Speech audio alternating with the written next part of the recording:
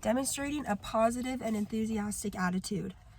My name is Ellie Ernest. This is for Intro to Marriage and Family Studies, Friday mornings at 10:15.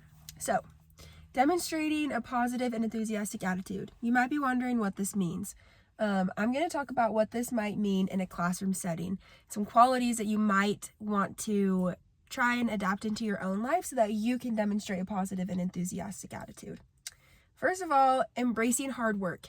When you're in class, you want to work with people who are good at embracing hard work. You don't want to be the only one who embraces the hard work. You want to embrace it together. Does not have the bored effect. You don't want to be working with somebody who's always bored, and you don't want to be the person who's always bored. Being with somebody who's always bored is quite boring, and we're not about that.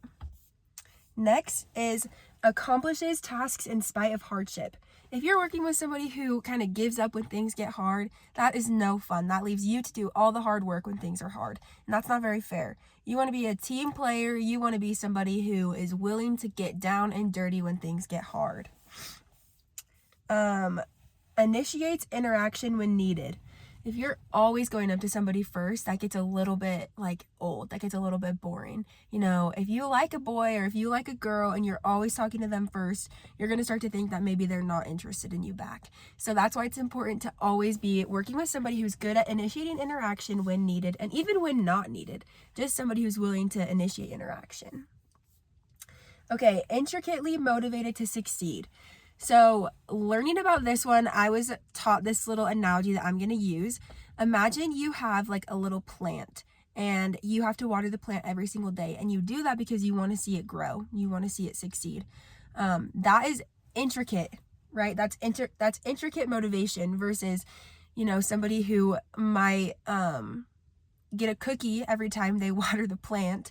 That is the opposite of intricate. Intricate is being internally motivated to do good. So you want to work with somebody who's intricately motivated to succeed, and you want to be that person to work with. You want to be somebody who's intricately motivated to succeed.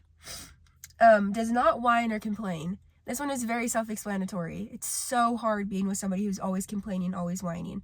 It just gets you down in the dumps. You need somebody who sees the cup half full, not half empty. Well, you want to be that person as well.